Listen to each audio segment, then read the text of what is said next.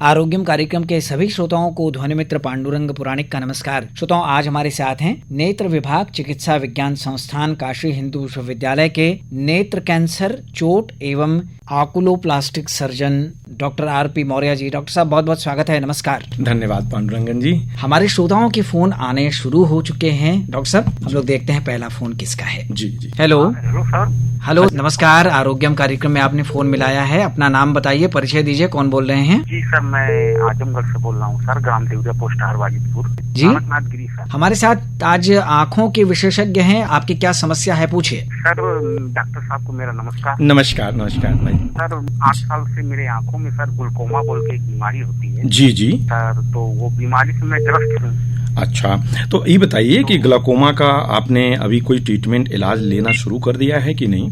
पश्चिम बंगाल में सर बहुत हॉस्पिटल में दिखाए हैं, तो वहाँ पे मैं ट्रीटमेंट में मतलब क्या डॉक्टर को चेकअप करवाए थे सर। नहीं, सिर्फ चेकअप ना कराइए। ग्लाकोमा एक ऐसी बीमारी है जो जीवन पर्यंत साथ चलता है और इसमें आंखों के अंदर का जो दबाव होता है, इंट्राऑकुलर प्रेशर, वो बहुत अधिक बढ़ जाता है। उसकी वजह से जो दृष्टि नेत्र तंत्रिका तंत्र होती है, जो आंखों से दिमाग को जोड़ती है, वो क्षतिग्रस्त होने लगती है, नस सूखने लगती है। तो आपको नियमित आपके आंखों के आंतरिक प्रेशर की जांच करानी चाहिए, आपके आंखों का फील्ड की जांच करानी चाहिए और बीच बीच में ओसीटी का जांच कराना चाहिए। तो हमारे समझ से आप अपना एक डॉक्टर निर्धारित करें जो ग्लाकोमा के विशेषज्ञ हों, जो आपके घर के नजदीक हों, उनको नियमित दिखाएं और दवा में कभी कोई कमी ना करें। जो है सर, मतलब क्या भविष्य में मतलब ये ठीक हो सकता है? नहीं, देखिए, ये जड़ से ठीक नहीं होता है और मेरा अनुरोध यही है कि आप जो है नियमित आंखों की जांच कराएं और जो आपको दवा प्रिस्क्राइब की गई है उसको चलाएं। ठीक है, बहुत धन्यवाद। हेलो, हाँ, हम आजमगढ़ से यादव बोल रहे हैं। हमारे साथ आज नेत्र रोग विशेषज्ञ हैं, आपका प्रश्न पूछिए। ये सर, ये कह रहे थे जैसे ये जो गांव में जो बाजार होती है, यहाँ पर जैसे चश्मा बनवाना उचित रहता है क्या? नहीं नहीं, आप नजदीक के चश्मे की दुकान अगर कोई डॉक्टर द्वारा संचालित हो या नेत्र विशेषज्ञ हो या आंखों की जांच करने में वेल प्रशिक्षित हो, उन्हीं से जांच करवा के चश्मा बनवाएं, न कि किसी अप्रशिक्षित व्यक्ति से। ठीक है, बहुत धन्यवाद। हेलो, नमस्कार। आरोग्यम कार्यक्रम में स्वागत है, कौन बोल रहे हैं? हमारे साथ हम गाजीपुर से बोल रहे हैं। अच्छा, हमारे साथ आज आँखों के विशेषज्ञ हैं डॉक्टर आरपी मौर्य जी। क्या पूछना है आपको? हमारे यहाँ से सर फ्लोटर सर। अच्छा, आंख में फ्लोटर्स कुछ काले काले तैरते नजर आते हैं? हाँ सर, हमें निकट किसकी दोस्त है। जी जी। समस्या कम से कम 2010 से हम चश्मा लगा रहे हैं, ये समस्या 4-5 साल से है सर। देखिए, आपकी समस्या जो है ये डिजेनरेटिव समस्या है। ये उम्र के हिसाब से किसी भी व्यक्ति को हो सकती है। आंख के पर्दे के सामने जो विट्रियस द्रव होता है उसमें जो है डिजेनरेशन, चाहे चोट लगने से हो या उम्र के हिसाब से हो, ब्लड प्रेशर, ब्लड शुगर की वजह से हो, तो आंखों के सामने कुछ काला काला तैरता नजर आता है। इसके लिए आप जो है नेत्र विशेषज्ञ से अपने आंखों की जांच करा लें और वो कुछ बेहतर दवाएं बताएंगे। हो सकता है कि ये काले फ्लोटर समाप्त न हो, लेकिन ये है कि और न बढ़े, उसके लिए इलाज करना होगा। ठीक है, धन्यवाद। हेलो, हाँ नमस्कार। आरोग्यम कार्यक्रम में आपका फोन लगा है। जौनपुर से बोल रहे हैं, जोखूराम निगम।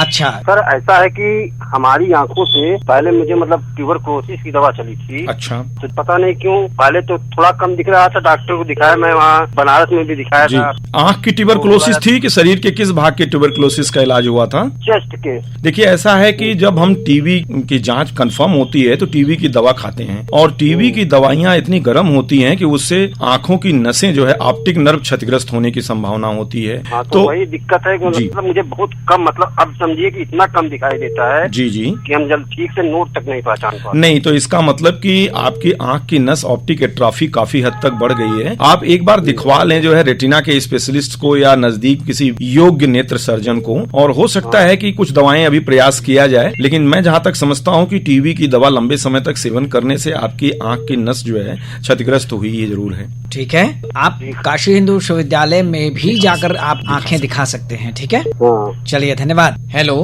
हेलो, हाँ नमस्कार। आरोग्यम कार्यक्रम में स्वागत है। मैं राजा तिवारी बोल रहा हूँ, राजा तालाब से। अच्छा, पूछिए, आपको क्या पूछना है?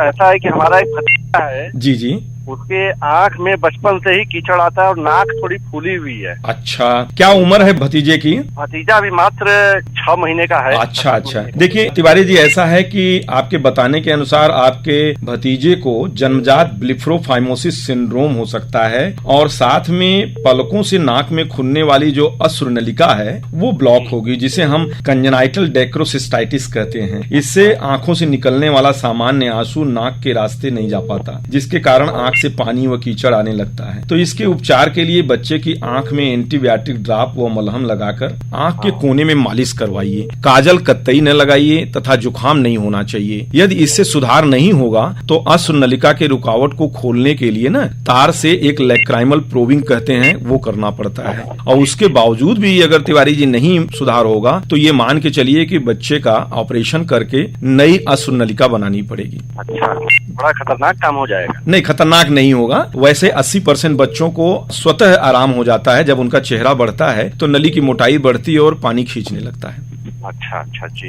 ठीक है। ठीक है, हम हॉस्पिटल में भी आप रहते होंगे ना? हाँ, एकदम दिखा सकते हैं, BHU में आ सकते हैं। हम एक बार हॉस्पिटल में आपसे आएंगे पर्ची कटवा के। जी, ठीक है, धन्यवाद। बहुत धन्यवाद डॉक्टर साहब। हेलो, नमस्कार। हाँ नमस्कार, आरोग्यम कार्यक्रम में स्वागत है। कौन बोल रहे हैं, परिचय दीजिए। मुबारकपुर ऊंची तकिया से दिलसाद हुसैन। बताइए दिलसाद जी। सर, हमारे घर में एक 8 साल का बच्चा है। जी। उसकी बरौनी आंखों में जाती है। अच्छा, जन्म से है कि बाद में कभी चोट लगने या लाली सूजन के बाद हुआ है? छोटे में तो ख्याल नहीं किया, जब अच्छा, बड़ा थोड़ा हुआ चलने लगा। जी। देखिए ऐसा है ना कि आपके उस बच्चे की आंख की जो बरौनी है जो बाहर की तरफ मुड़नी चाहिए वो अंदर की तरफ मिसडायरेक्टेड हो चुकी है। उसको हम लोग ना ट्रिकियासिस बोलते हैं। तो ये बरौनी पुतली को हमेशा रगड़ता है, उसमें घाव होने की संभावना रहती है। तो मैं ये समझता हूँ कि इसको आप नेत्र विशेषज्ञ से दिखवा करके, एक तो अस्थायी इलाज है कि आप बरौनी को बीच बीच में उखाड़ दिया करें जिससे पुतली में रगड़ और घाव न हो, या अगर आप डॉक्टर को दिखाएंगे तो आजकल हम लोग इलेक्ट्रो एपाइलेशन करते हैं जिससे उसको जड़ से समाप्त कर देते हैं जो बरौनी अंदर की तरफ मुड़ी होती है। तो ये उसका अस्थायी इलाज होगा। बरौनी जो है हर 10-15 दिन में फिर बढ़ जाती है तो आप उसको निकलवाते रहिए। ठीक है, धन्यवाद। हेलो, नमस्कार, आरोग्यम कार्यक्रम में स्वागत है। सुप्रभातम। चित्रियापुर से असगर अली बोल रहे हैं। बोलिए असगर अली जी। प्रणाम। सर, ऑपरेशन हुआ है दोनों आँख का। किस चीज का? हो गया कि दोनों आँख एक डॉक्टर ने किया, राइट का। मोतियाबिंद का ऑपरेशन हुआ है? हाँ जी। क्या परेशानी हो रही है आपको? अभी जो बाएं साइड के कोने में जी उसमें जो इरिटेशन होता है हमेशा नहीं आता है। जी और ठंडा भी लगता है। अच्छा, ये बताइए कि ये ऑपरेशन के बाद ही हुआ है कि पहले भी आपको इस तरह थोड़ा इरिटेशन होता था? नहीं, पहले इरिटेशन नहीं होता डॉक्टर, ऑपरेशन के बाद ही हुआ। देखिए ऐसा है कि ऑपरेशन वाली आंख थोड़ी नाजुक होती है। ऑपरेशन वाली आंख में कोई बाहरी चीज, धूल गर्दा जाने से, थोड़ा धूप से, पसीना से, इन सब से बचाव करिए आप जो है, ठीक है। और लुब्रिकेंट आई ड्रॉप नेत्र विशेषज्ञ को दिखवा करके आंख में रेगुलर डालिए और थोड़ा आंखों को धोते रहिए। ऐसी कोई बड़ी समस्या नहीं है ये इरिटेशन होना। पानी से धोने का डॉक्टर, मैं गर्म से नहीं, ठीक है। लेकिन आपको अपनी आंख को बचाव करना पड़ता है इस प्रदूषण और उसके सीजन में और समय में। हमेशा ऐसा लगता है जैसे वह भारी पड़ता है, कुछ पता हमेशा ऑटोमेटिक। आप एक बार नेत्र विशेषज्ञ को दिखवा के ना अपनी समस्या का उचित निदान ले लें। ओके डॉक्टर, धन्यवाद। हेलो, हाँ नमस्ते सर। नमस्कार, आरोग्यम कार्यक्रम में आपका फोन लगा है, परिचय दीजिए अपना। हाँ, हम हरबंस लाल श्रीवास्तव बोल रहे हैं, देवरिया जीवनाथपुर से, मिर्जापुर से। जी बताइए, प्रश्न पूछिए। हमको ऐसा हुआ था कि आंख में एलर्जी 25 साल पहले हुआ था डॉक्टर साहब। जी। और एलर्जी दवा किए, फिर उसके बाद मोतियाबिंद हो गया, ऑपरेशन कराए, फिर बाएं आंख का पर्दा खराब हो गया, उसका भी ऑपरेशन कराए जी। और उसके बाद जो है बराबर हम मतलब हर 2 महीने 3 महीने पे इलाज डॉक्टर के यहाँ जी इलाज करते रहते हैं। फिर आज और दोनों एलर्जी हो गया था, लाल आंख हो जाता था, बहुत भयंकर जो है दर्द होता था। देखिए ऐसा है कि एलर्जी जो है किसी चीज विशेष से, चाहे वो कोई बाहरी चीज हो चाहे अंदरूनी चीज हो, उससे हमारे शरीर को इंटॉलरेंस होती है। तो आप पहले तो एक नेत्र विशेषज्ञ को आंख को दिखाएं और एलर्जी से बचाव करें। जिस चीज से आपको तकलीफ है, इरिटेशन है या एलर्जी है, उससे अपने को दूर रखिए। और एलर्जी की दवाइयां भी सेवन किया जाता है, लेकिन लंबे समय तक अगर आंख में एलर्जी के ड्रॉप डालें, स्टेरॉइड ड्रॉप, तो उससे मोतियाबिंद और कॉम्प्लिकेशंस होने की संभावना, समलवाही होने की संभावना रहती है। और डॉक्टर साहब ऐसा है कि हम रेगुलर दवा करते हैं। तो आप डॉक्टर एक बार दूसरे सेंटर पे दिखा लीजिए, मेडिकल कॉलेज में दिखा लीजिए, बनारस हिंदू यूनिवर्सिटी जीवनाथपुर के पास में है, आप वहाँ आके एक बार दिखा लीजिए। हो सकता है आपकी समस्या का उचित इलाज ना हो रहा हो। ठीक है, धन्यवाद। ठीक सर, नमस्कार। हेलो, नमस्कार। नमस्कार। आरोग्यम कार्यक्रम है, अपना परिचय दीजिए। जी सर, हम जमानिया से, गाजीपुर जमानिया से बोल रहे हैं, पतिराम सिंह। हाँ डॉक्टर साहब को नमस्कार। नमस्कार नमस्कार, बताएं पतिराम जी। डॉक्टर साहब, हमारी ये औरत है, मैडम है ना जी जी, उनकी हमेशा सर दुखता है, आंख में दर्द रहता है और एक आंख का नस भी सूख गया है और डॉक्टर 2 जगह दिखाए तो डॉक्टर लोग बोलते हैं कि अभी एक रोशनी नहीं आएगा। देखिए, ऐसा है कि हो सकता है आपकी पत्नी को सर दर्द और आंख की नस सूख गई है, तो उनको समलबाई जैसी, ग्लाकोमा जैसी बीमारी होने की संभावना है। तो वो तो आप ऐसे लक्षण बता के उसका इलाज नहीं कर सकते हैं। उसके लिए योग्य नेत्र विशेषज्ञ को दिखाएं, अपने नजदीक के या मेडिकल कॉलेज में आ जाएं, तो आपके आंख की विधिवत जांच कर दी जाएगी और ये देख लिया जाएगा कि आंख की नस पूरी तरह से सूखी है या उसमें कुछ संभावना अभी बची है, इलाज से आंख को रोशनी बचाया जाए। ठीक है, धन्यवाद। डॉक्टर साहब, अगला फोन हम रिसीव करें इससे पहले हम जरूर आपसे ये जानना चाहेंगे कि आंखों में जो भेंगापन होता है, जी जी जी, वो कैसे दूर हो सकता है और वो क्यों हो जाता है? देखिए पांडुरंगन जी, आंखों में जो भेंगापन होता है, हमारी आंखें हमेशा सीधी दिशा में देखती हैं जी। यदि किसी कारण बस एक आंख से विपरीत दिशा में देखने लगे या तिरछा देखें तो उसको हम भेंगापन या स्क्विंट कहते हैं जी। अधिकांश मामले जन्मजात होते हैं, बचपन में आरंभ हो जाते हैं। भेंगापन का मुख्य कारण तो यही है कि आंख की दृष्टि कमजोर हो, चाहे चश्मे में अधिक पावर हो या आंख में फूली सफेदी हो या पर्दे में कोई विकृति हो। भेंगापन का दूसरा प्रमुख कारण है आंख की गति को नियंत्रण करने वाली अगर नस जो है या मांसपेशी में कोई लकवा या पैरालिसिस हो जाए, चाहे वो सिर में चोट लगने, आंख में चोट लगने, तेज बुखार, मस्तिष्क ज्वर के कारण हो। तो ये भेंगापन का कारण और जो इलाज है ये छोटी उम्र में ही पहचानना जरूरी है और उसका पूर्ण रूप से ठीक करने के लिए इलाज तो यही है कि अगर आंख में पावर है तो नेत्र विशेषज्ञ से आंखों की जांच कराकर उचित नंबर का चश्मा लगवाएं। बच्चे को अधिक से अधिक समय तक चश्मा लगाने के लिए प्रोत्साहित करें और आंखों का एक्सरसाइज जिसे ऑक्लूजन थेरेपी कहते हैं उसको जरूर करवाएं। इसमें क्या करते हैं कि बेहतर वाली आंख पर एक विशेष पट्टी बांध देते हैं और आंख अस्थायी तौर पर निष्क्रिय हो जाती है, जिससे कि कमजोर आंख का अधिक उपयोग हो सके। बड़े बच्चों के लिए एक सेनेप्टोफोर नाम की मशीन पे भी व्यायाम कराया जा सकता है। यदि चश्मा और व्यायाम से सुधार नहीं हो तो स्क्विंट की सर्जरी, भेंगापन की सर्जरी करने की जरूरत पड़ती है। इसमें आंख की मांसपेशियों को टाइट या ढीला कर देते हैं, जिससे कि आंख सीधी दिशा में देखने लगती है। अगला फोन हम रिसीव करते हैं। हेलो, हाँ नमस्कार, आरोग्यम कार्यक्रम में स्वागत है। नाम बताइए, कहाँ से? प्रणाम। प्रणाम प्रणाम। हम बनारस से बोल रहे हैं, मंजू देवी।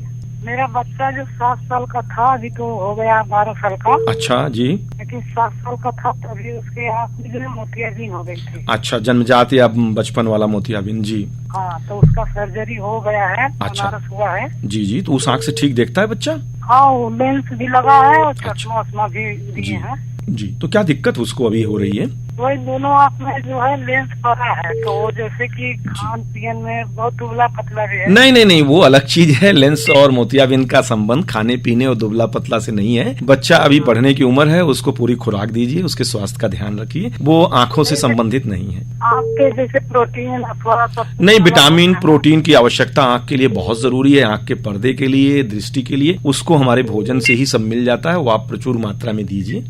ठीक है, धन्यवाद। डॉक्टर साहब, ये जो आंखों में कैंसर हो जाता है, जी जी जी, ये किस कारण से होता है? इसके लक्षण क्या है? कैसे पहचान इसकी हो सकती है और क्या ये पूरी तरह ठीक हो सकता है? देखिए, ऐसा है कि आंखों में कई प्रकार का कैंसर होता है। उम्रदराज व्यक्तियों में पलकों का सीबेसियस ग्लैंड या बेसल सेल कैंसर होता है और आंख की जो ऑर्बिट होती है, नेत्र गुहा में लैक्राइमल ग्लैंड का कैंसर, अश्रुग्रंथि का कैंसर बहुत सामान्य होता है। यहाँ तक कि 5 वर्ष से कम उम्र के बच्चों के पर्दे में भी जानलेवा कैंसर हो सकता है, जिसे हम रेटिनोब्लास्टोमा कहते हैं। अलग अलग नेत्र कैंसर के पहचान के लक्षण भी अलग अलग होते हैं। जैसे पलकों का कैंसर है तो उसका संभावित लक्षण हो सकता है पलकों के अंदर निरंतर बढ़ता हुआ गांठ, सूजन, घाव या अल्सर। ऑपरेशन के बाद पुनः घाव का हो जाना, गांठ का होना भी कैंसर के प्रति संदर्भित करता है। पलकों का गलत दिशा में मुड़ जाना, बरौनी का नष्ट होना, ये भी लक्षण है। बच्चों में होने वाले रेटिनोब्लास्टोमा का प्रमुख लक्षण है कि काली पुतली के पीछे सफेद या पीली बिल्ली की आंख की तरह एक चमक, जिसे हम कैट्स आई रिफ्लेक्स कहते हैं, वो प्राथमिक लक्षण होता है। और आंखों का तिरछापन या भेंगापन भी कैंसर का लक्षण बच्चों में हो सकता है। आंखों का बाहर निकल आना, ये आदि लक्षण है। नेत्र नेत्र कैंसर का समय से जांच व इलाज करना आवश्यक है, जिससे कि आंखों की रोशनी और रोगी की जान बचाई जा सके।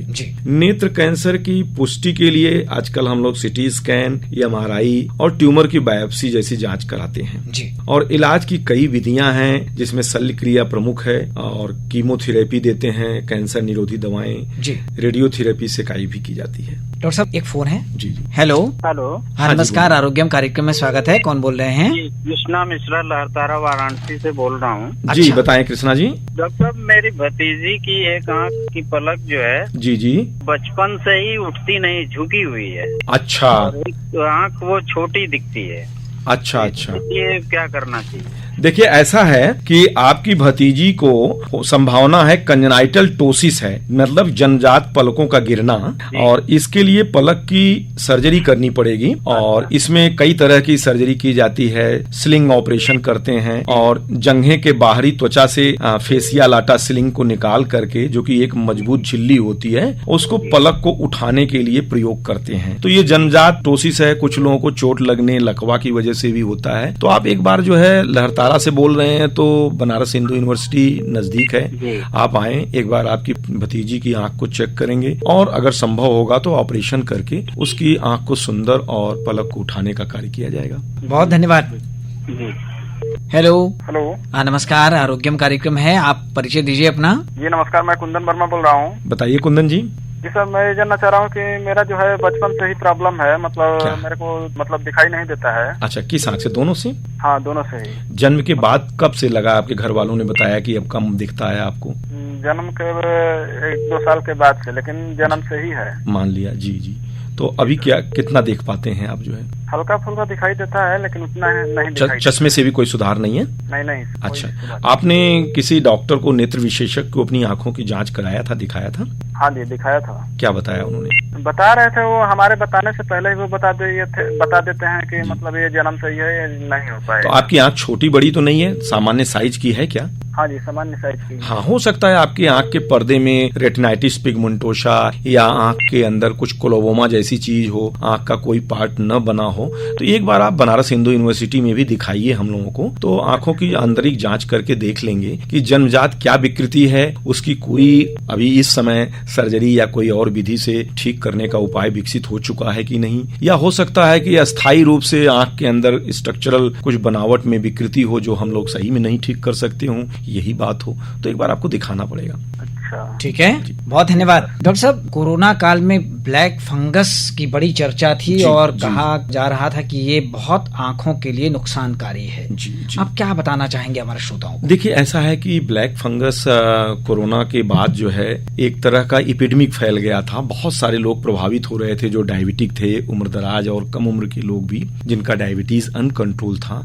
ऐसे में होता क्या है, ब्लैक फंगस में नाक से होते हुए ये संक्रमण जो है आंख तक पहुंचता था और आंख के माध्यम से ब्रेन में पहुंचने की संभावना होती है। तो मरीज की जान बचाने के लिए कभी कभी जिस आंख में रोशनी एकदम नहीं होती थी या आंख पूरी तरह से क्षतिग्रस्त हो गया था, तो उसमें हम लोग उन मरीजों की आंख को निकाल देते थे, इनिक्लिएट कर देते थे, एक्सेंट्रेट कर देते थे। उसके पश्चात उसमें फिर जो है कुरूपता को समाप्त करने के लिए आर्टिफिशियल प्रोस्थेटिक आई लगा दी जाती थी, क्योंकि मरीज की जान प्राथमिक है। उसके बाद फिर जो है विजन था। लेकिन कुछ मरीजों में समय से उचित दवाओं के माध्यम से ठीक भी किया गया जो है। जी डॉक्टर साहब, एक प्रश्न हमारे मन में और है, जैसे कई बार ये देखा जाता है कि महिलाओं में आंखें लगता है जैसे बाहर निकल के आ गई हैं, बाहर निकली हुई प्रतीत होती है, बड़ी बड़ी दिखने लगती हैं। तो ये क्या, किस वजह से होता है डॉक्टर साहब, क्या कारण है इसका? देखिए, ऐसा है कि इसको हम प्रोप्टोसिस बोलते हैं, आंखों का बाहर निकलना जो है। और महिलाओं में करीब 45-40 साल के ऊपर की जो महिलाएं होती हैं, उनमें ज्यादा करके कॉमन होता है थायराइड आई डिजीज, थायराइड संबंधित नेत्र रोग। इसमें आंख के अंदर की जो बाह्य मांसपेशियां होती है, उसमें सूजन होने लगता है और थायराइड हार्मोन की गड़बड़ी की वजह से उससे आंख बाहर निकलने लगती है। और अगर ऐसे पेशेंट को समय से नेत्र विशेषज्ञ को भी दिखाना चाहिए और इंडोक्राइनोलॉजिस्ट को भी, हार्मोन रोग विशेषज्ञ को भी दिखाना चाहिए। वो जो है थायराइड फंक्शन टेस्ट ब्लड से करते हैं और हम लोग जो है सिटी स्कैन ऑर्बिट का करते हैं, जिससे ये पता चल जाता है कि आंखों की मांसपेशियों में सूजन है कि नहीं, क्योंकि अगर समय से इलाज न किया जाए तो आंखें काफी बाहर निकल आती हैं, देखने में बहुत भद्दा लगता है, यहाँ तक कि कभी कभी रोशनी भी जाने की संभावना रहती है। जी, एक कॉल है डॉक्टर साहब। जी, हेलो, नमस्कार, आरोग्यम कार्यक्रम में स्वागत है। कौन बोल रहे हैं? पांडुरंग सर प्रणाम। हाँ नमस्कार, डॉक्टर साहब से प्रश्न पूछिए, अपना परिचय दीजिए। जी सर, घनश्याम पटेल, पसियाही खुर्द, जौनपुर। बताइए पटेल जी, कैसे हैं? सर प्रणाम। प्रणाम। हमको सन 14 से बिल्कुल नहीं दिखाई देता। मैं दिखाया भी जी कई जगह, जी तो हैदराबाद तक मैं गया सर। अच्छा। वो बोले हाँ बेटा ऐसा है, ग्लूकोमा हो गया है। अच्छा। हाँ, अब इसमें रोशनी आएगी नहीं। जी तो उसमें सर हम आपको सिर्फ इसलिए दिखाना चाहते हैं कि उसके अलावा और कोई प्रॉब्लम तो नहीं है। ऐसा करिए कि आप बनारस हिंदू यूनिवर्सिटी में नेत्र विभाग में आप जो है प्रत्येक शुक्रवार को मैं ओपीडी में बैठता हूँ, आप एक बार अपने सारे पुराने रिकॉर्ड लेके आ जाइए। एक बार मैं आपकी आंखों की जांच भी कर लूंगा और आपने क्या इलाज अब तक किया है और आंख में कितनी रोशनी जो है आपकी बची है, कितनी क्षतिग्रस्त है, या कोई और समस्या साथ में उम्र दराज परिवर्तन है या नहीं, ये चीजें बृहद तरीके से जांच करके देख लेंगे।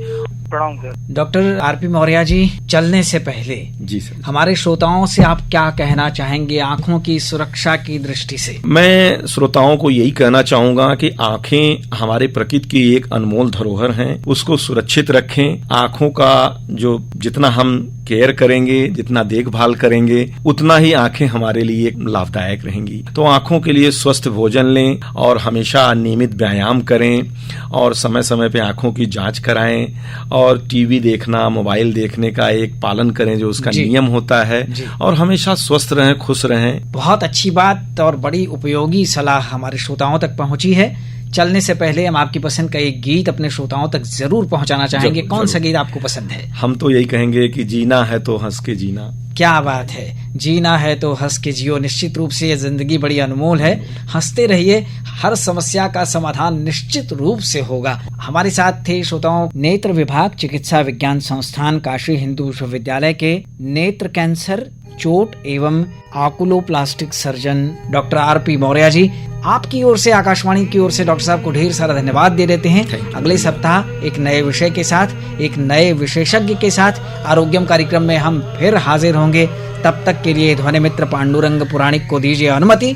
नमस्कार। नमस्कार। जीना है तो हंस के जियो, जीवन में एक पल भी रोना ना। जीना है तो हंस के जियो, जीवन में एक पल भी रोना ना। हंसना ही तो है जिंदगी, रो रो के जीवन ये खोना ना। जीना है तो हंस के जियो, जीवन में एक पल भी रोना ना।